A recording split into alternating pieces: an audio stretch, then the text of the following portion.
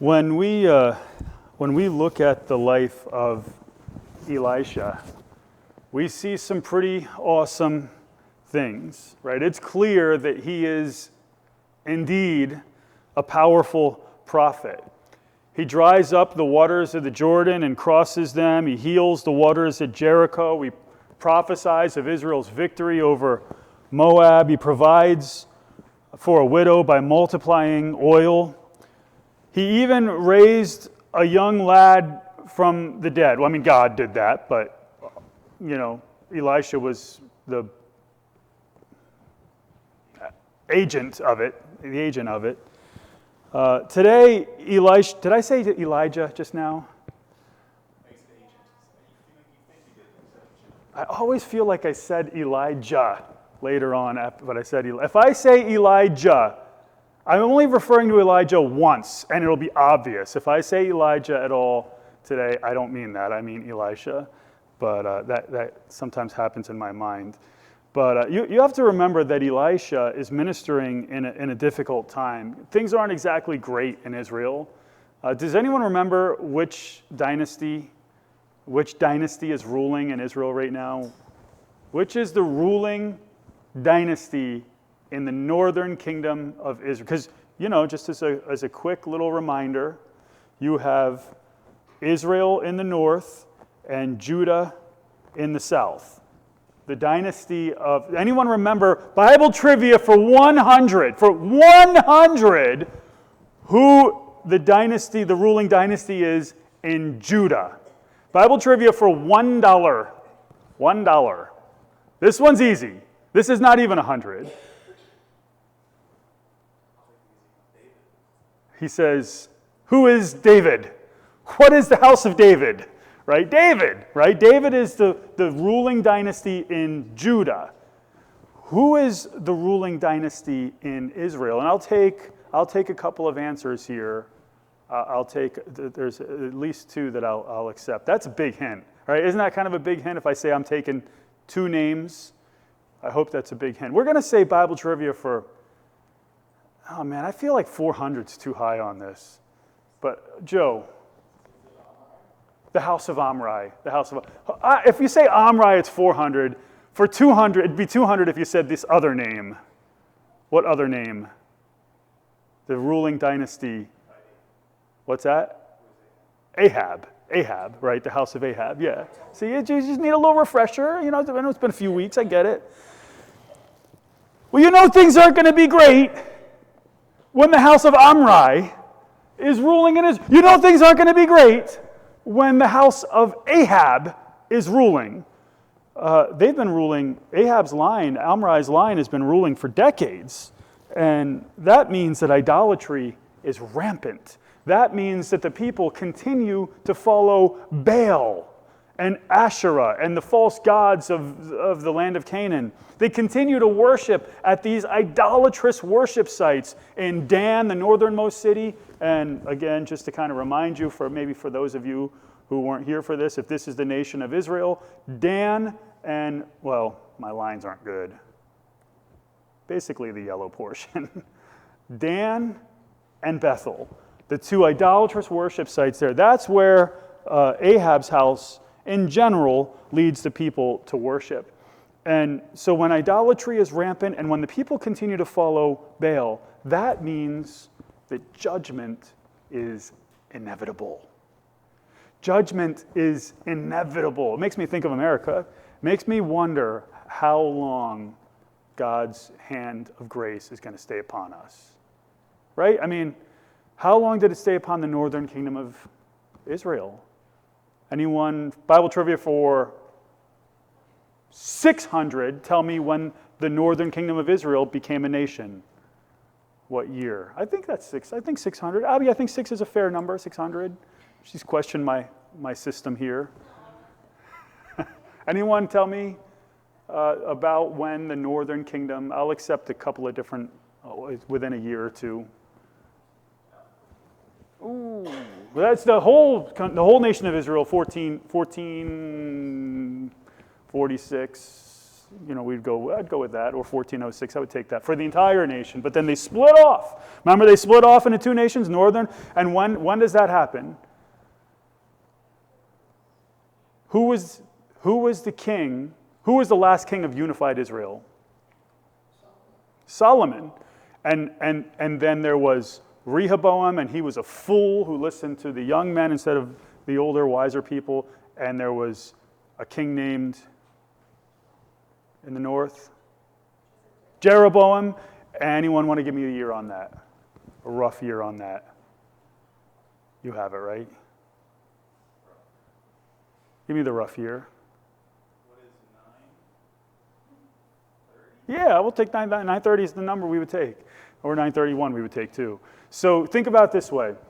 1050, Saul rules from 1050 to 1010. David from 1010 to 970. Solomon from 40 years for the first three kings, from 970 to 930, and that's where it split. Israel falls in 722 BC. That means, really, you could argue that Israel falls in 732 BC because there's an exile that happens then. The king is kind of taken away. The new king. So if you're talking 930 to 722, how many years is that? That's a little over 200 years. How long has America been a nation? 250 years, 247, 148 years, something like that, right? We have, 248, I think?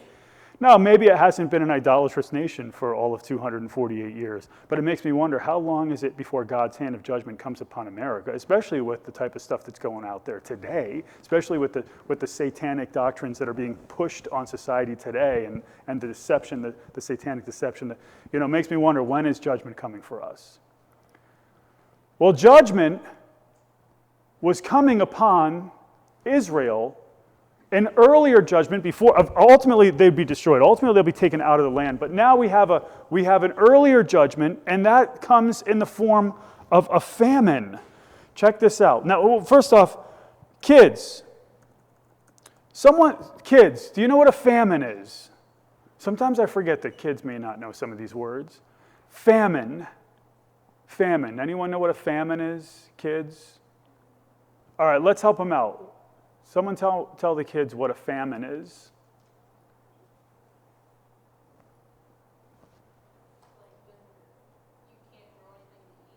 Yeah, like we're dealing with a food shortage, right? We're dealing in a famine, there is no food, right? Now, in America, we don't really have that problem, right? Anyone here ever been hungry before? The right answer is no. You've really never been hungry. You really don't even know. We don't even know what hunger is. Maybe if we fasted for 24 hours or something like that, we might know like the outside feelings of hunger. Like we have some hunger pangs, but we don't really know, real hunger in this place. If we get hungry, what do we know instead of hungry? We know craving. So like Wednesday night, man, Sabrina, I missed you on Wednesday. Man, I was like, where's Sabrina? I had my napkin tucked in. I had my fork and knife ready, waiting for those signature hot Popeyes wings. I'm like, where's Sabrina? I'm like, she's going to come, right? You said she wasn't going to come I don't remember but I was craving those signature hot Popeyes chicken wings, okay? Because there ain't no thing. And we missed you too. And the wings. But we did get some other wings, and they were good. But they weren't Sabrina's signature hot Popeyes wings that she brings. So we have cravings, right? We have these things. Man, the other day Roxanne said to me, and I should have done it, but she said, man, I'm in the mood for some pizza. She never wants pizza, and we should have just done it.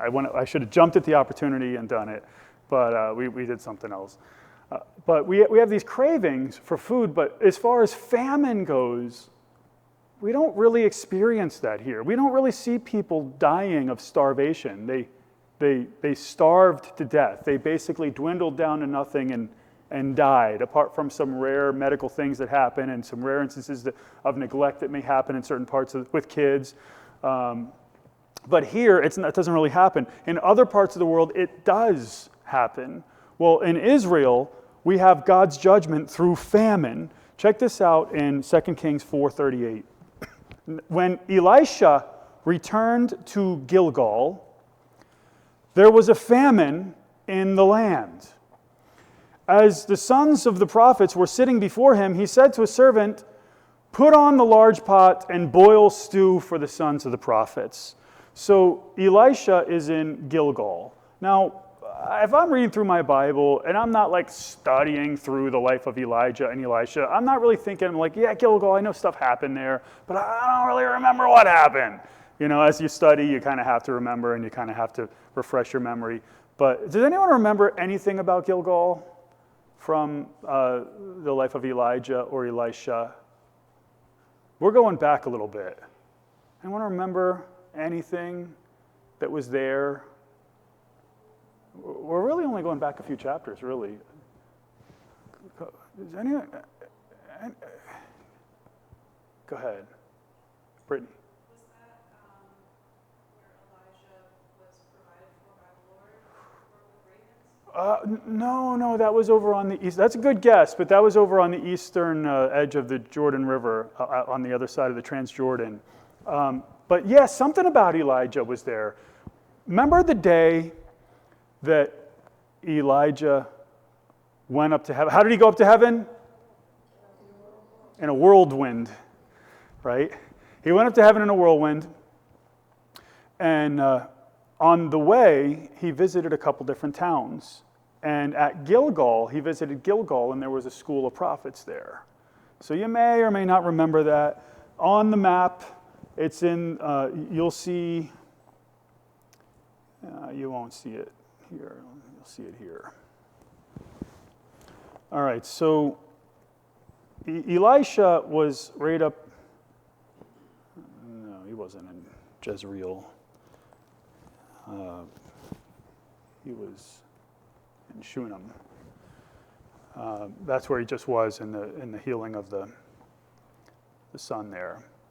And Gilgal is about 40 miles south of where that is. And that's just outside of where, that Bethel shrine is.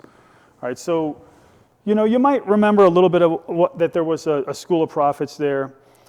Well, here in Gilgal, there is a food shortage.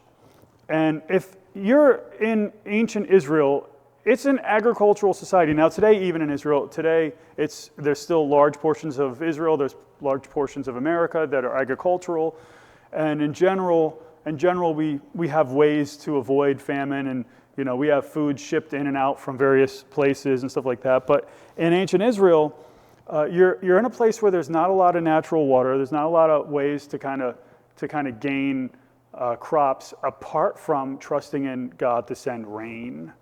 So, when the rain didn't come, then that was like a sign of judgment from God. And this is kind of what's going on here.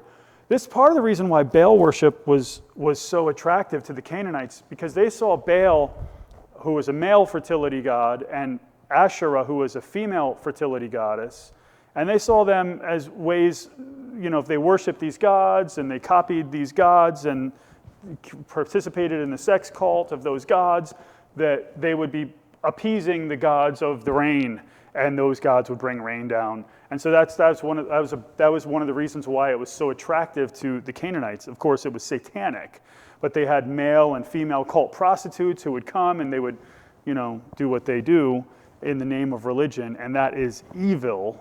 And now after decades of that under the house of Omri, it's time to bring judgment. It's time for these people who are living in that type of idolatry and that type of sexual sin to face judgment. Well, there's a whole company of prophets here, sons of the prophets. And they're sharing a large pot of stew.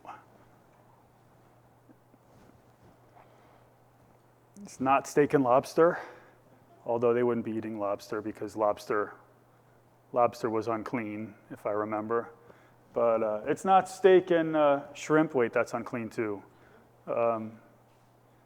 It's not chicken and Chinese vegetables, I don't know, whatever. It's not some great glorious meal, all right? It's not a big old pizza pie with anchovies. They're not unclean, are they? They're just a fish. So anyway, it's a large pot of stew. But every bit of food matters. Every meal is significant. And because of that, these prophets, now these prophets, they're not idolaters, but they're facing certain consequences of the idolatry that's going on in the nation. The consequences of that idolatry was famine over the whole nation, and these guys are feeling that. They're feeling in the same way that even Christians today are feeling a little bit of the consequences of some very poor decisions that lost people have made in the last 4 years. All right, you could figure out where I'm going with that. Now we're paying a ridiculous amount of money for everything. It hits us. It hits other people's foolishness. We kind of face the consequences of that a little bit.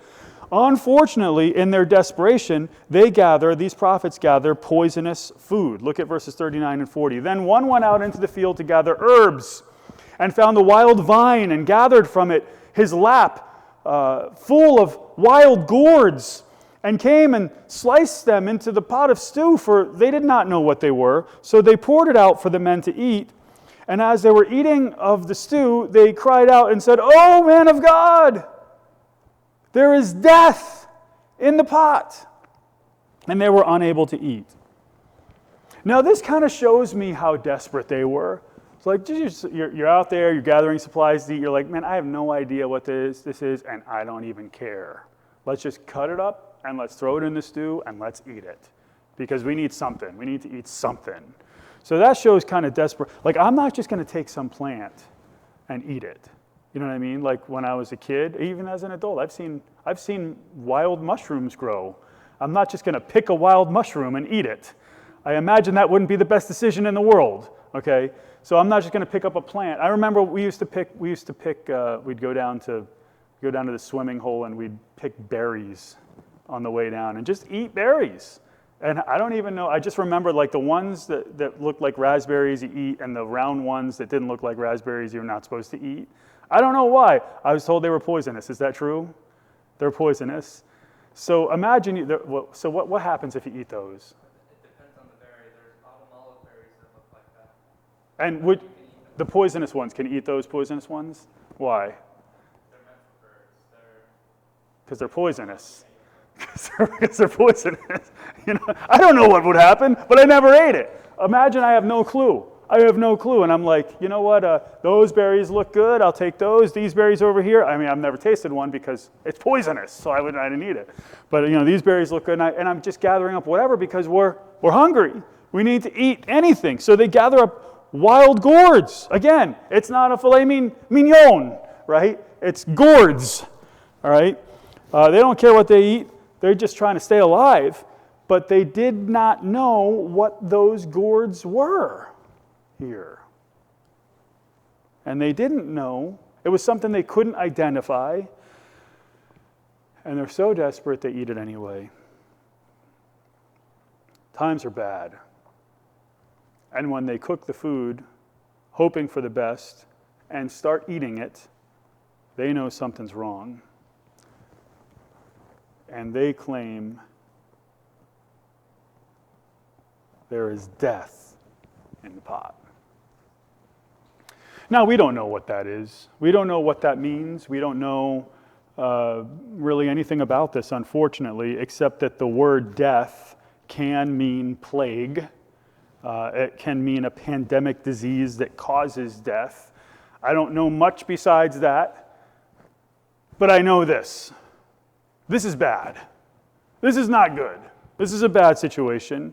They may all get very sick and they may all die. And so they cry out to the man of God. They cry out to their master Elisha, maybe hoping that his prayers will save them. Maybe, this hasn't been written yet, but maybe they understood the principle that the fervent prayer of a righteous man availeth how much? Much, right? And so they cry out to the man of God, and Elisha does what Elisha does best in verse 41. But he said, now bring meal, which is, like flour. Now bring meal. He threw it into the pot and said, pour it out for the people that they may eat. Then there was no harm in the pot. Well, that's interesting. That's not really how I was expecting that whole story to go the first time I read it, I imagine. So I look at this, and so I read a few commentaries on this to see what some of these people's thoughts were. And this is what one guy says, and I thought this was funny. He says this. He says, the food tastes bad, and Elisha is an excellent cook. He has, quote, he has remarkable insight even into the various properties of plants. It is this that makes him a better cook than his servant. Like, I said, I don't really think that's what's happening here. I'm not 100% sure, but I don't think so. I'm not that I gamble, but if I gambled, I'm putting my money on the other thing, not this one. But is Elisha an ancient version of Chef Gordon Ramsay, or for kids, for Chef Cousteau from Ratatouille? I don't know. Is this passage telling us that we need to learn how to cook? Is that the point here? I kind of liked this commentary up to that point. I'm like, I think twice about what he says after that. But anyway, no, the way I see it is, by the way, I would highly recommend learning how to cook. I like good food. All right, so, I'm sure you like good food. We don't like to eat garbage. We like to eat good food, so I recommend it, but I don't see that being the principle here. To me, I see this being a poisonous wild plant, and Elisha carrying out a miracle where he adds meal or flour and miraculously cleanses the poisonous soup. That's how I see the passage. It's consistent with what happens with other passages, like when he cleansed water earlier on in his ministry.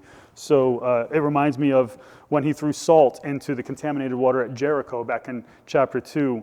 It reminds me when Moses threw a branch into the bitter waters of Marah. So it's something like that. I don't think we're seeing, hey, these are culinary passages about how to make good tasty meals.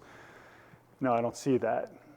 I see this as a healing of poisonous food, and I see it as an illustration of God caring for these prophets. Again, this famine is the byproduct of other people's sins. This famine is the result of, byproduct? That's probably not the right word. This famine is the result of the house of Omri and its idolatrous leadership. It's the result of the idolatrous sites in Dan and Bethel and all that worship, that false worship that's going on, and the sex cult and all that stuff, the immorality that's going on in Israel. These guys are worshipers of the Lord. They're sons of the prophets, and they're facing it. And here we kind of see, you know what? They make a grave error, but God takes care of them anyway. And he loves us the same way he loved those prophets. Now, that doesn't mean that he's going to miraculously deliver you from drinking rat poison, okay? Don't drink rat poison.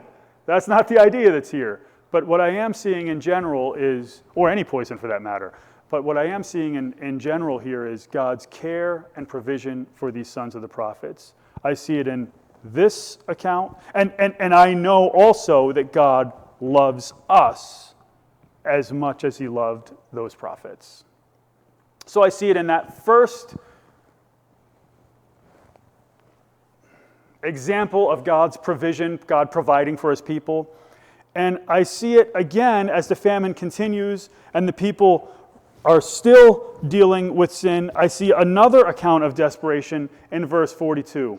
Now a man came from Baal Shalisha, and that's kind of why I coupled these two things together, because I see two accounts here that really teach a similar truth. Now, a man came from Baal Shalisha. Now, I don't know what this word means in Hebrew. I looked it up in Hebrew. I had a hard time finding it. I found it in one of my lexicons. I found it gets translated as a place, a town, in every one of my lexicons but one. And the one lexicon translates that word. I had to find that word. That word shows up outside of Baal. So there's Baal Shalisha and then there's Shalisha. So it shows up 2 times in the entire Old Testament. I had to find the other time, which wasn't hard for me to do. And it means this. 3. 3. So, which I had never seen that word before. We wouldn't learn a word that shows up twice in the entire Old Testament. We wouldn't learn that. So I don't know exactly what this name means, but to me it could mean something like, 3 Baals, or Baal to the 3rd, or, Baal times 3, or I don't know. I don't really know. What I do know is that the town's named after Baal. And is that a good thing or a bad thing? That's not a good thing. Baal, not good, right? So here we're in this guy comes from the town of Baal Elisha, which is a nearby town, an agriculturally rich town. They may have a little bit more food than some of the other towns nearby. A town that's named after a false god. And this man comes from Baal Elisha and brought the man of God. Who's the man of God? That's Easy Elisha, right? Eli. Right, that's Elisha. Now a man came from Baal Elisha and brought the man of God bread of the first fruits. What's that mean?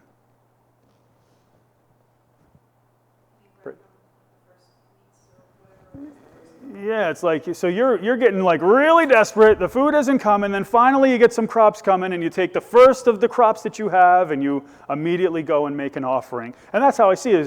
He's bringing the bread of the first fruits, 20 loaves of barley and fresh ears of grain in his sack, and he said, give them to the people that they may eat. And his attendant said, what? Will I set this before 100 men? Now, it's a time of famine. This guy brings his offering to Elisha. This is how my brain works. Where else is he going to bring it?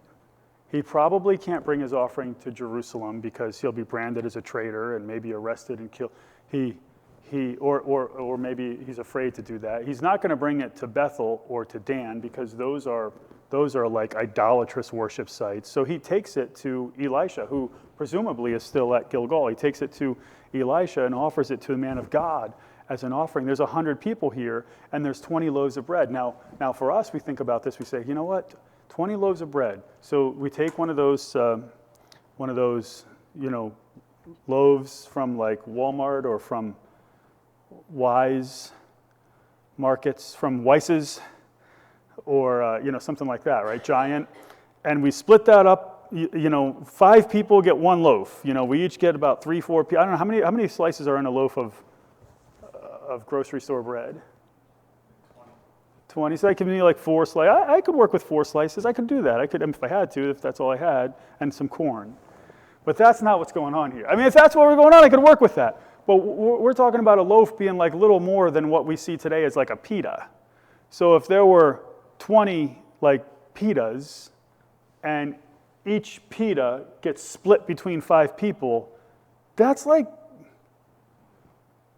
2 or 3 bites. You're not getting much. If 5 people are sharing a pita, a pita like that, something like that, that's not a whole lot of food. That's very little food. And so when the servant says, am I going to set this before 100 men? Well, that servant, he's thinking logically. He's thinking the way a lot of us would think. Now, we're going to learn more about that servant, presuming it's the same servant we see in the next chapter. We're going to learn a lot about that servant in the next chapter, next week and the week after. But anyway, here Elisha takes that small amount of food. He asks for it to be distributed among the people. When Gehazi hears this, he thinks Elisha is crazy. Well, I said this before 100 men, but Elisha said, give them to the people that they may eat, for thus says the Lord, they shall eat and have some left over. Now, Gehazi doesn't know And I'm assuming here that this servant is, in fact, Gehazi. Gehazi doesn't know what Elisha knows. He never knows what Elisha knows. He doesn't seem to know much of anything, to be honest. He doesn't seem to realize that God will provide for these people. And so Elisha tells him, hey, send it to the people, and they'll even have leftovers. And that's what happens in verse 44. So he set it before them, and they ate and had some left over according to the word of the Lord. God has miraculously provided food for 100 men through these 20 little pitas and corn. He has provided food when there is none. What does that remind you of?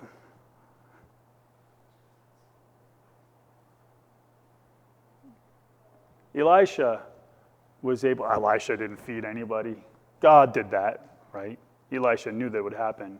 Elisha fed how many? 100 men. How many did Jesus feed? What's that? 5,000 and 4,000. You know what I mean? So this is kind of just a little bit of a shadow of things that are coming in the Messiah's ministry. Of course, Jesus actually feeds those guys. Elisha is not really doing anything here. God's doing it. In those two accounts, what I see is God providing food in a time of famine. That's why I kind of put them together. I see the two things really teaching the same thing. I see Elisha carrying out two miracles. Some would call them the sixth and the seventh miracles of Elisha. But in both accounts, as in previous accounts, it's not Elisha who does this stuff. Elisha does not have some power to do whatever he wants to do. God is the one with the full authority here. God is the one who provided. But let's put ourselves in the sandals of a 9th century BC Israelite. You're in this country, Israel. It's going the wrong direction. A few parallels right there with America, right? You're in this country. It's going the wrong direction. You're feeling the consequences of your sin, of the sin of the nation. You've got these competing deities. You've got Baal and Asherah, and you've got all the sexual immorality that's connected to that.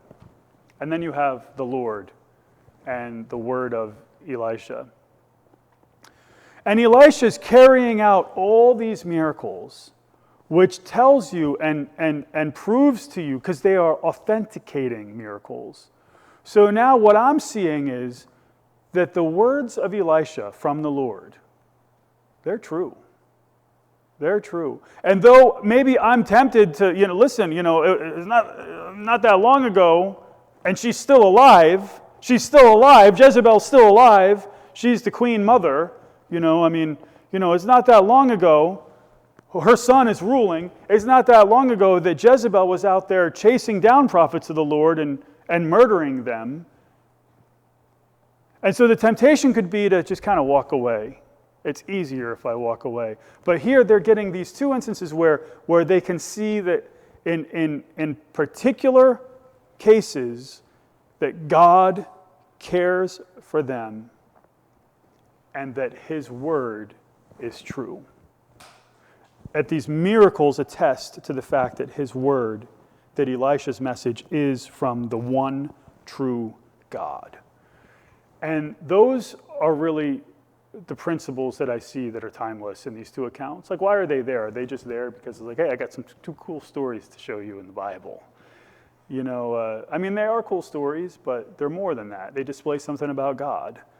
The nation is in utter rebellion and idolatry, and the nation is worshiping Baal and Asherah, and the nation is facing its consequences, and the people of God are even facing some of those consequences through famine, unfortunately, but God cares for them, and he miraculously provides for them, and he proves to them that his message and that his new revelation that he's giving is true, is from the one true God.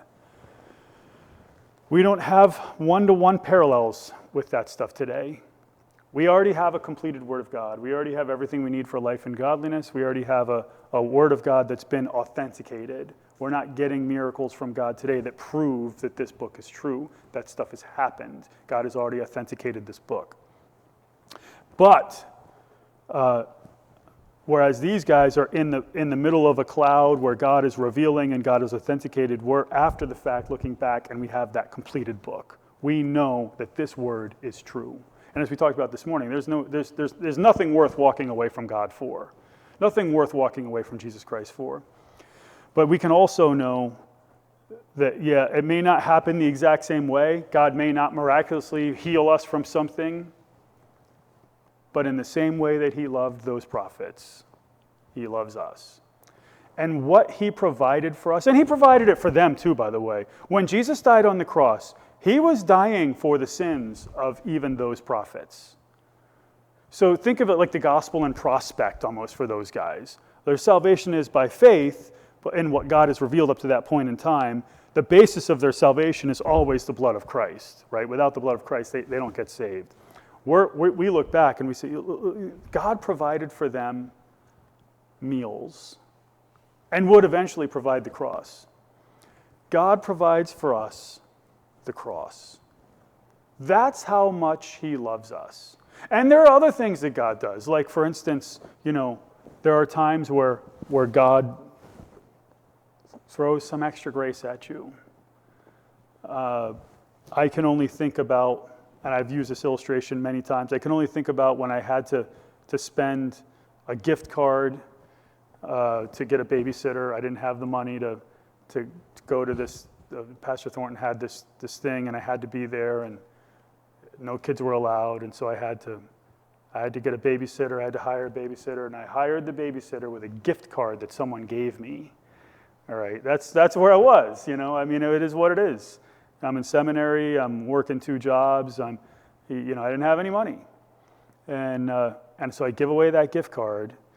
And on Monday morning, I show up, and there's a gift card in my box in seminary. You know what I mean? And I think it was around the same amount. I thought it might be the exact same amount. I don't remember. I don't really remember all the details of it, but I just remember being like, man, look at that. And maybe it wasn't that much, $25 or $50 or whatever it was. It wasn't a whole lot, but it meant a whole lot to us at the moment. You know what I mean? Or when I graduated from college, I decided that I would graduate with $10,000 in debt. I would graduate a year early, and that I would take that whole year, live with my parents, and pay off that $10,000 debt. And I had paid off $5,000, and I had the other $5,000 waiting to pay it off. And someone came and paid that $5,000 debt for me. And I took the other $5,000. I tried to decline it, and they wouldn't let me. And I took the other $5,000 and I put it immediately in my savings so that I could get married. You know what I mean? So there are instances like that where, yeah, maybe God he's not going to take rat poison and turn it into steak. You know what I mean? But there are times in our lives where God does something where he does show us how much, in tangible ways, where he shows us that he does, in fact, love us. The same way he loved them. And none of that, though, all of that pales in comparison to the great love that he displayed on the cross when he sent his son to die on the cross to pay the penalty for our sins. So that's what I have for these. Let's take our hymnals and turn to 460 and close our service.